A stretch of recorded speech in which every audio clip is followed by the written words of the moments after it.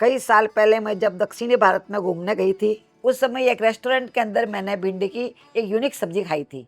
इस सब्जी का मुझे नाम तो याद नहीं है, पर इसे बनाने का सटीक तरीका मैं वहाँ के एक शेफ से सीख के आ गई। अगर आपको इस सब्जी का नाम पता हो तो मुझे कमेंट बॉक्स में लिख करके ज़रूर बताएं। इसके लिए मैंने 2 उबले हुए आलू को अच्छे से छील लिया है। छीलने के बाद में इसे साइड में रख देते हैं।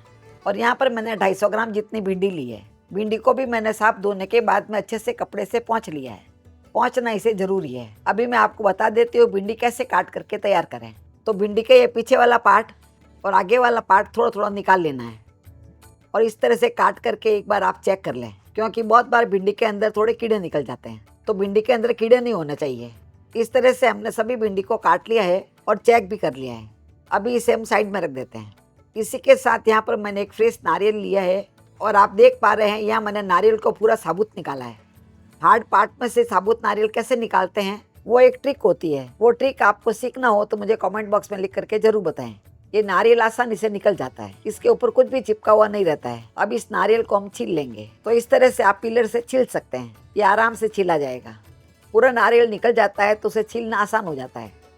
इस तरह से आप देख पा रहे हैं पूरे नारियल को मैंने अच्छे से छील लिया है। इसको छीलने में मुझे सिर्फ 2 मिनट लगे हैं। अभी इसे हम काट लेंगे और काट करके लगभग आधे नारियल को ले लेंगे। जिस तरह से हमने नारियल को तैयार किया है आप देख पा रहे हैं नारियल एकदम सॉफ्ट हो गया है। यदि आपके पास फ्रेश नारियल नहीं हो, सूखा नारियल आपके पास पड़ा हो तो उसका भी आप इस्तेमाल कर सकते हैं।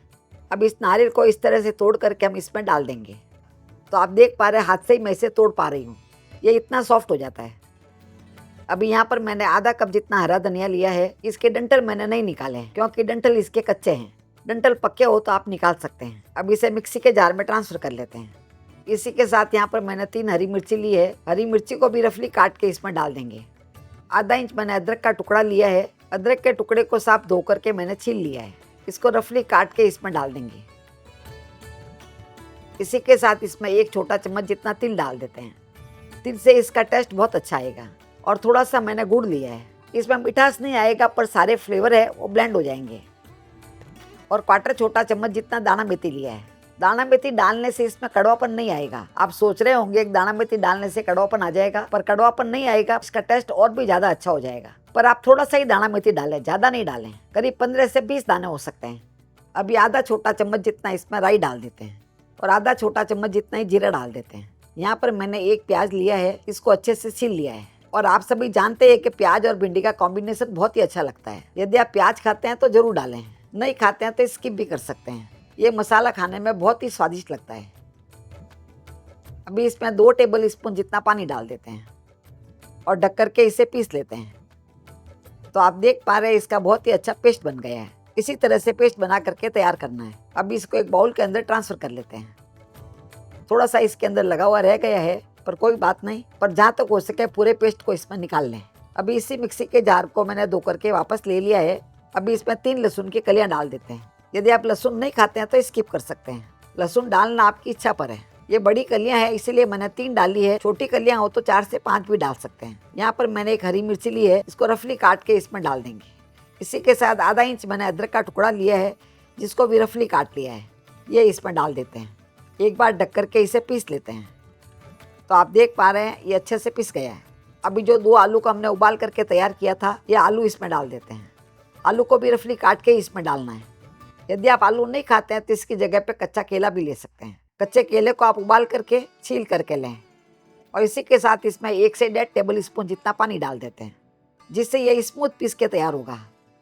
इसका पेस्ट हमें स्मूथ बनाना है, क्रीम के जैसे पेस्ट बनाएं। इसी तरह से पेस्ट बनना चाहिए। अगर आपको ऐसा पेस्ट बनाने में थोड़ा पानी और डालना पड़े तो थोड़ा सा पानी आप और भी डाल सकते हैं। अभी इस पेस्ट को एक परात के अंदर निकाल लेते हैं। तो आप देख पा रहे हैं पेस्ट कितना स्मूथ बना है। अभी इसमें कुछ मसाले डाल देते हैं।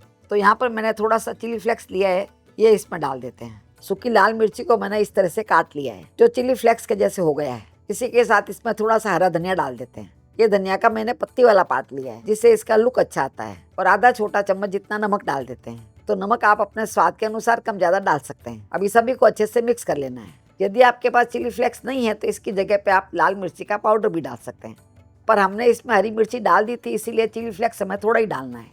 अभी यहाँ पर मैंने 1/4 कप जितना सूजी लिया है। सूजी आपके पास महीन मोटी जो भी हो उसका इस्तेमाल कर सकते हैं। अभी सूजी को अच्छे से मिक्स कर लेना है। सूजी को मिक्स करने के बाद में थोड़ा थोड़ा करके इसमें गेहूं का आटा डालेंगे। एक साथ में ज़्यादा नहीं डालना है। यहाँ मैंने 1 कप गेहूं का आटा लिया है, थोड़ा थोड़ा करके इसमें डालेंगे। इसमें पानी बिल्कुल भी ऐड नहीं करेंगे। ये रेसिपी इतनी आसान है कि यदि आपको सुबह सुबह बच्चों के टिफिन के लिए बनाना हो तो रात को ही आप आलू उबाल करके रख लें, तो सुबह में ये फटाफट बन जाएगी। इस तरह से हमने पूरा आटा गूंद लिया है और इतना आटा बनाने में लगभग हमारे 1.5 कप जितना गेहूं का आटा लगा है और 1/4 कप जितनी सूजी लगी है। अभी इसके ऊपर थोड़ा सा तेल लगा देते हैं। तेल या घी आप थोड़ा सा इसके ऊपर लगा दें। एक बार इस तरह से लगा करके अच्छे से गूंद करके ढक करके इसे रख देंगे। आटा आप देख पा रहे हैं इसी तरह से टाइट होना चाहिए, ज़्यादा ढीला आटा नहीं गूंदना है। अभी ढक करके इसे साइड में रख देंगे। तब तक यहाँ पर मैंने कढ़ाई ली है और कढ़ाई में लगभग 2 टेबल स्पून जितना तेल डाल देंगे। इसमें बहुत ज़्यादा तेल नहीं लगता है, 2 टेबल स्पून तेल सफिशिएंट है। अभी गैस को हम चालू कर देंगे। तेल गर्म होने के बाद में जो भिंडी हमने काट के रखी थी वो इसमें डाल देंगे और भिंडी को अच्छे से पका लेंगे। भिंडी मार्केट से जब भी आप खरीदें कच्ची देख के खरीदें, पक्की भिंडी होगी तो घास के जैसे हो जाती है। इस तरह से भिंडी को तेल में सौते कर लेते हैं, इसमें जो लेस होती है वो ख़त्म हो जाती है। इस समय आप इसे ढक देंगे तो भिंडी चिपचिपी बन जाएगी, इसीलिए इसे ढकना नहीं है। भिंडी को लगभग मैंने 1 से 1.5 मिनट तक सौते कर लिया है। 1 से 1.5 मिनट के बाद में इसमें नमक डाल देते हैं। यहाँ पर मैंने आधा छोटा चम्मच जितना नमक लिया है, ये इसमें डाल देते हैं। तो नमक आप अपने स्वाद के अनुसार कम ज़्यादा डाल सकते हैं। और 1/4 छोटा चम्मच जितना हल्दी पाउडर डाल देते हैं। हल्दी पाउडर हमें कम ही डालना है। थोड़ा सा नमक डालने से भिंडी जल्दी सॉफ्ट हो जाती है, पर 1 मिनट पकाने के बाद में डालें। नमक डालने के बाद में मैंने इसे 3 मिनट तक और पका लिया है। 3 से 4 मिनट में भिंडी थोड़ी सॉफ्ट हो जाती है। देखिए भिंडी थोड़ी सॉफ्ट लगने लग गई है। इतनी सॉफ्ट हो जाती है इसका मतलब इसकी लेस खत्म हो गई है। अब यहाँ पर मैंने 1 टेबल स्पून जितनी इमली ली थी जिसका पल्प निकाल लिया है, ये इसमें डाल देते हैं। इस चीज़ का ध्यान रखें, भिंडी को अच्छे से पकाने के बाद ही इसमें इमली का पल्प डालें। अभी जो नारियल का मसाला हमने बना के रखा था वो पूरा इसमें डाल देंगे। इमली डालने के 1 मिनट बाद में मैंने नारियल का मसाला डाला है। अभी इसको अच्छे से मिक्स कर लेंगे। अभी आंच को हम धीरे कर लेंगे और 2 से 3 मिनट तक इसे ढक करके पकाएंगे। 3 मिनट के बाद में इसे खोल करके देख लेते हैं।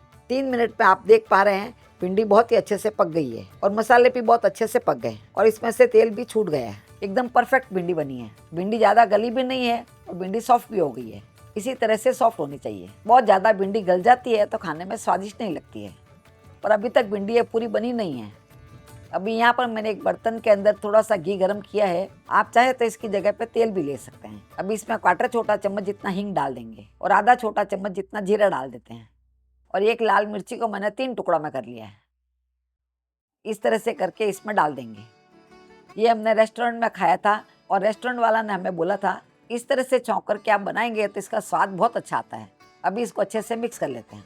ये हमारे बहुत ही स्पेशल भिंडी की सब्जी बनकर के तैयार हो गई है। इसका नाम यदि आपको पता हो तो हमें कमेंट बॉक्स में लिख करके जरूर बताएं। अभी लास्ट में इसके ऊपर हम थोड़ा सा हरा धनिया डाल देते हैं। वैसे तो हमने हरा धनिया पीसने में डाल दिया था, पर ऊपर से थोड़ा सा हरा धनिया डालते हैं तो उसका लुक बहुत अच्छा आता है। देखते ही आपको ये भिंडी की सब्जी बनाने का मन करेगा, क्योंकि इसका टेस्ट भी यूनिक होता है और दिखने में भी बहुत अच्छी लगती है। अभी ढक करके इसे हम साइड में रख देते हैं और वापस आटे को देख लेते हैं। इतनी देर में आटा भी अच्छे से सेट हो गया है।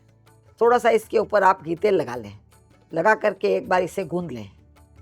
आटा एकदम परफेक्ट बन गया है। अभी इसमें से लोई तोड़ लेंगे। तो लोई आप अपने हिसाब से छोटा बड़ा तोड़ सकते हैं। मैं इस साइज की लोई तोड़ूंगी। अभी इस तरह से इसे गोल गोल कर लेंगे। ये इजीली गोल हो जाएगा। अभी इसे बेलने के लिए मैंने चकला लिया है और लोई के ऊपर थोड़ा सा आटा लगा देंगे। बहुत ही थोड़ा सा लगाना है, ज़्यादा नहीं लगाएं। हल्का सा आटा लगा करके इसे बेल लेंगे। वैसे आपने साधारण पुड़िया तो बहुत बार बना के खाई होगी, पर एक बार इस तरह से आलू की मसाला पूड़ी बना करके देखिए, इसका स्वाद आपको बहुत ही पसंद आएगा। अभी साइड में हमने तेल गरम कर लिया है। तेल गरम करने के बाद में थोड़ा सा आटा डाल करके देख लें। आटा डालते ही ऊपर आता है, इसका मतलब तेल हमारे परफेक्ट गरम हो गया है। ये आराम से ऊपर आ गया है और अच्छे से फूल भी गया है। देखिए, इसका मतलब सभी पूड़ियाँ हमारे फूली फूली बन के तैयार होगी। अभी पूड़ी को इसमें डाल देते हैं और पूड़ी के ऊपर थोड़ा थोड़ा तेल इस तरह से डालना है, जिससे पूड़ी अच्छी फूलती है। तो आप देख पा रहे हैं पूड़ी अच्छे से फूल गई है। इसके अंदर हमने सूजी डाली है, जिस कारण से बहुत ही क्रिस्पी बनती है और आलू के कारण से खस्ता बन के तैयार होती है। इस तरह की आलू की मसाला पूड़ी आप यदि कोरा भी खाएंगे तो बहुत ही स्वादिष्ट लगती है। तो आप देख पा रहे हैं सभी पूड़ियाँ फूली फूली बनती है। कोई भी पूड़ियाँ पच के नहीं बनती है, फूली फूली बनती है। हम भी जाते हैं इस गर्मा गर्म पूड़ी को सब्जी के साथ में सर्व करने के लिए। फिर मिलेंगे ऐसे ही दूसरे वीडियो में। तब तक के लिए बाय एंड टेक केयर।